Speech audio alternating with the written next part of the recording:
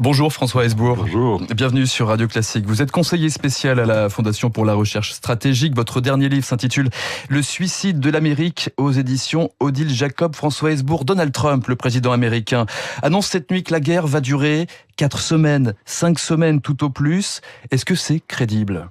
C'est crédible, bien qu'un peu modeste. L'affaire est très binaire. Soit son pari réussit, et c'est pas impossible, c'est-à-dire que le régime iranien tombe. C'est son but de guerre affiché. Il n'y a aujourd'hui plus de confusion sur les buts de guerre. C'est la même chose pour M. Netanyahou. Si le régime tombe, il y aura une période d'anarchie longue, compliquée. Ça mettra des mois et des années à se décanter en Iran. Mais l'affaire ne sera pas principalement d'essence militaire. Mais encore une fois, l'horizon sera... c'est pas des jours et des semaines, c'est davantage. Soit le régime iranien se maintient, auquel cas les opérations militaires dans le Golfe et autour du Golfe vont se poursuivre. Et vu les stocks dont dispose l'Iran, qui sont assez considérables, ça prendra là aussi au plan militaire des mois plutôt que des semaines. Donc Trump a raison de ne pas parler en termes de jours ou d'heures comme il paraissait le faire au tout début de cette affaire. Vous parliez justement de ces bombardements, du stock justement d'armes de l'Iran. A-t-elle la possibilité de durer justement, de mener des ripostes, une offensive ? Oui. Quel est l'état de son arsenal ? L'état de l'arsenal pour les portées courtes et moyennes, c'est-à-dire ce qui permet de franchir le Golfe, là on est dans les milliers, on n'est pas dans les centaines. Il ne faut pas oublier que c'est quand même l'Iran qui a été le fournisseur de la Russie en matière de drones dans la guerre d'Ukraine. La Russie, certes, aujourd'hui fabrique ses propres drones, mais elle en envoie des centaines par jour, tous les jours depuis pratiquement 5 ans maintenant. L'Iran n'a peut-être pas tout à fait cette capacité-là, mais elle peut continuer à envoyer des centaines et des centaines de drones et de missiles contre les Émirats, contre le Qatar, contre le Koweït, et ainsi de suite. Par contre, les stocks vis-à-vis d'Israël sont limités. Les Israéliens ne mentent pas lorsqu'ils disent qu'ils ont éliminé une bonne moitié des fusées à longue portée iraniennes. Donc les Iraniens envoient des nombres de missiles relativement limités contre Israël, mais pour semer le bordel dans une société ou dans un dispositif militaire, que vous en envoyez 10 ou que vous en envoyez 100, j'allais dire, l'impact n'est pas forcément très différent. Et c'est ce que l'on voit aujourd'hui en Iran, en Israël. Il y a toujours quelques fusées qui arriveront à passer et à faire des morts, ce qui s'est passé hier près de Jérusalem. Mais là, paradoxalement, la situation est militairement moins compliquée, malgré l'entrée en danse du Hezbollah ce matin, que dans le Golfe. Dans le Golfe, ça veut durer longtemps, et l'impact sur le trafic maritime et pétrolier, notamment à travers le détroit d'Ormuz, on conçoit que les traders et les responsables de la politique énergétique ont quelques sueurs froides pour les semaines et les mois qui viennent. Vous parliez des combattants du Hezbollah, justement. Ils ont été visés cette nuit, ce matin, par Israël, au Liban.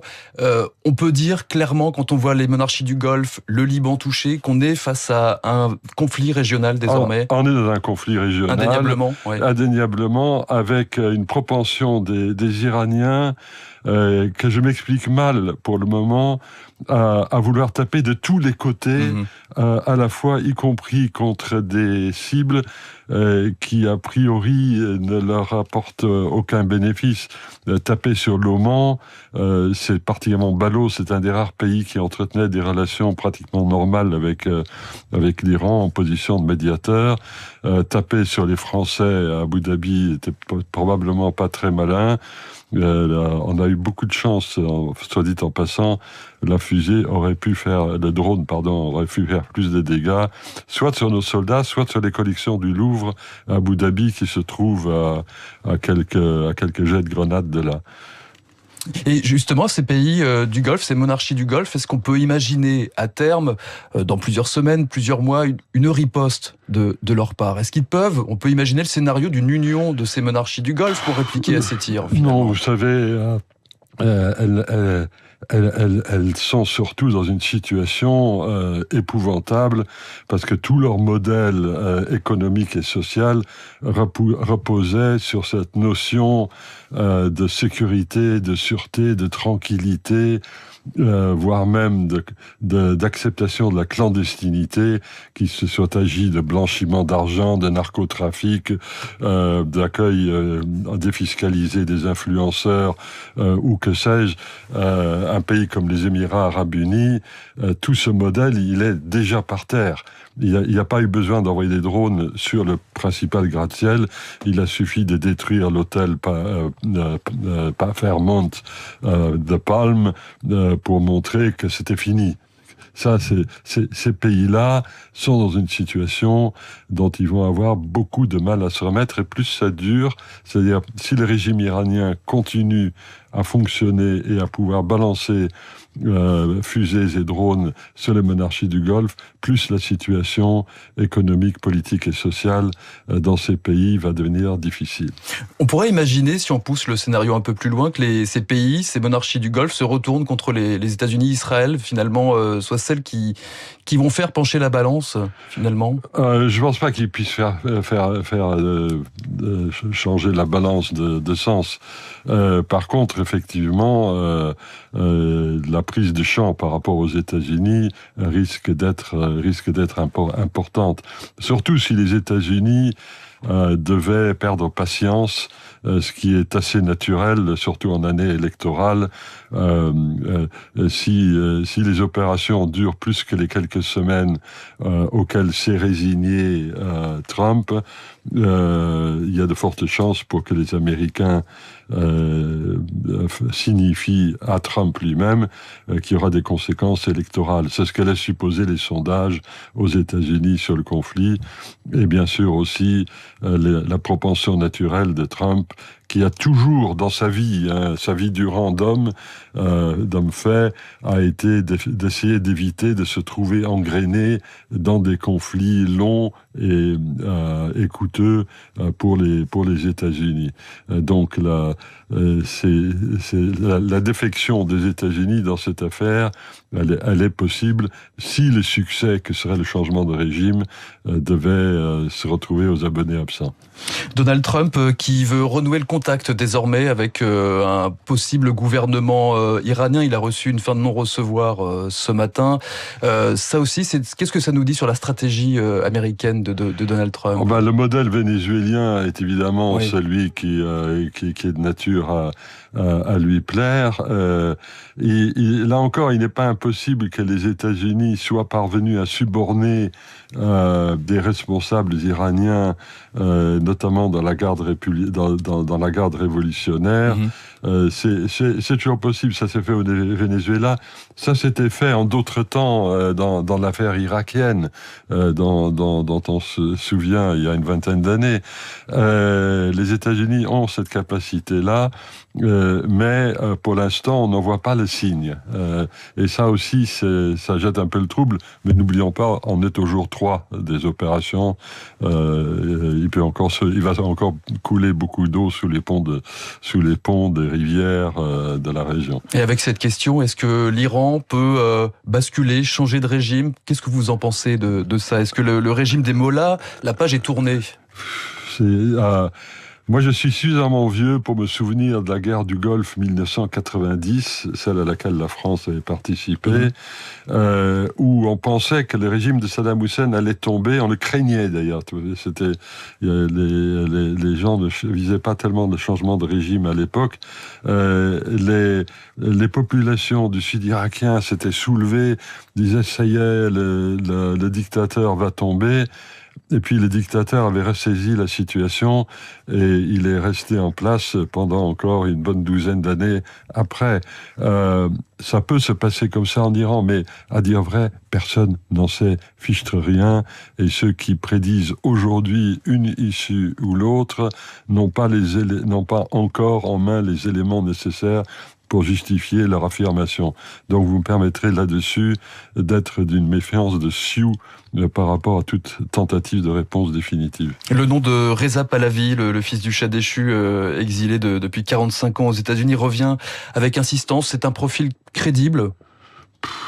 Là encore, on n'en sait rien. Ouais. Il a des partisans en Iran, bien sûr, mais Trump avait trouvé l'homme peu impressionnant. Et l'ayant rencontré en d'autres temps, je dois dire que je n'ai pas été spécialement impressionné non plus. Mais vous savez comment c'est dans les guerres, les caractères s'affirment ou au contraire s'effondrent. Et là encore, nous ne savons pas comment il émergera de la tourmente. Nous ne savons pas. Quelle partition, François Hesbourg, merci d'être avec nous ce matin sur Radio Classique, quelle partition réalise l'Union européenne actuellement? La France, l'Allemagne, le Royaume-Uni, dans un communiqué commun, annoncent des mesures pour défendre leurs intérêts. Ils promettent des actions défensives nécessaires et proportionnées dans la région, le cas échéant. Peuvent-ils entrer à leur tour dans cette guerre? Quelle sera leur position actuelle? Leur position actuelle, c'est qu'ils sont prêts apparemment à participer à des opérations de frappe contre les sites de lancement de fusées iraniens à la suite des tentatives iraniennes de frapper sur les installations militaires françaises dans les Émirats et britanniques à Chypre. Donc là-dessus, j'appelle à la prudence ceux qui ont clamé très fort dès samedi, que l'Europe n'avait pas choisi la guerre. Contrairement aux États-Unis pour qui ça a été Israël pour qui ça a été une guerre choisie. Le problème, c'est que même si vous ne voulez pas choisir la guerre, elle peut vous choisir. Et si nos actifs, nos citoyens sont menacés dans la région, on pourra difficilement se tenir à l'écart. Mais ce ne sera pas l'effet d'un choix, ce sera l'effet d'une obligation. Emmanuel Macron s'exprime aujourd'hui sur l'île Longue, sur la nouvelle doctrine nucléaire française. Est-ce que ce qui s'est passé ces derniers jours, ce week-end, va entraîner une modification de son discours? Ça m'étonnerait. Les discours dans le domaine nucléaire, que ce soit le cas de la France ou en général des puissances nucléaires, sont des discours incroyablement cadrés, millimétrés. La dissuasion nucléaire, c'est un exercice entièrement mutuel et chacun surveille très attentivement les moindres mots et gestes. Donc vous préparez ça des semaines à l'avance. Ça m'étonnerait qu'il fasse une impro, comme on dit dans le métier. C'est toujours possible avec lui. Il a tendance parfois à quitter le téléprompteur, mais ce n'est pas dans la nature de l'exercice. Au contraire, il cadrera, il insérera son discours dans ce contexte général de durcissement des relations internationales. Une dernière question, François Hesbourg, très rapidement. Le Charles de Gaulle, le porte-avions Charles de Gaulle est envoyé pour se rapprocher de cette zone de conflit. Qu'est-ce que ça signifie?